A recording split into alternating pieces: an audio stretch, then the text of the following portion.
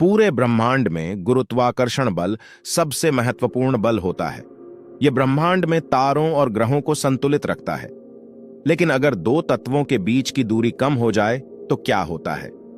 1850 में फ्रांस के एक खगोल शास्त्री रोशे ने जब ज्वारीय प्रभावों का अध्ययन किया तो उन्होंने पाया कि जब एक कम द्रव्यमान वाला तत्व एक अधिक द्रव्यमान वाले तत्व के पास आता है तो उस पर बहुत ज्यादा ज्वारीय बल लगता है और अंत में वह टुकड़े टुकड़े हो जाता है। और यह जो टुकड़े टुकड़े होने की अंतिम दूरी होती है उसे रोशे सीमा कहा जाता है। रोशे सीमा को कठोर पिंड रोशे सीमा और तरल रोशे सीमा में बांटा जाता है। तरल की रोशे सीमा कठोर पिंड से अधिक दूर होती है। जैसे कि अगर सूर्य और बृहस्पति बहुत पास आ जाएं, तो बृहस्पति टूट जाएगा।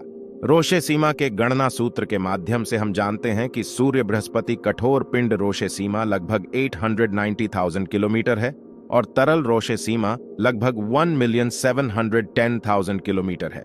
यह दर्शाता है कि अगर बृहस्पति और सूर्य की दूरी 1,710,000 किलोमीटर से कम हो जाए तो बृहस्पति का वायुमंडल और कुछ तरल पदार्थ सूर्य की गुरुत्वाकर्षण के प्रभाव से उड़ जाएंगे। और जब सूर्य बृहस्पति की दूरी 890,000 किलोमीटर से कम हो जाए तो बृहस्पति पूरी तरह से टुकड़े टुकड़े होकर मलबा बन जाएगा। पृथ्वी चंद्रमा प्रणाली में चंद्रमा पृथ्वी के समुद्र पर एक ज्वारीय बल डालता है जिससे पृथ्वी पर ज्वारीय घटनाएं होती हैं। चंद्रमा की पृथ्वी से दूरी 380,000 किलोमीटर है।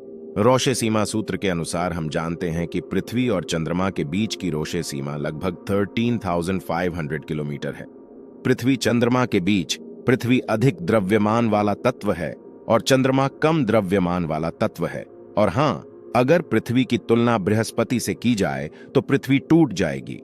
तो जब चंद्रमा की दूरी पृथ्वी से 13,500 किलोमीटर से कम हो जाए तो चंद्रमा के एक तरफ लगने वाला गुरुत्वाकर्षण बल दूसरी तरफ से ज्यादा हो जाएगा। गुरुत्वाकर्षण बल के अंतर की वजह से चंद्रमा टुकड़े टुकड़े होकर कई टुकड़े बन जाएगा और कुछ टुकड़े पृथ्वी की तरफ आएंगे।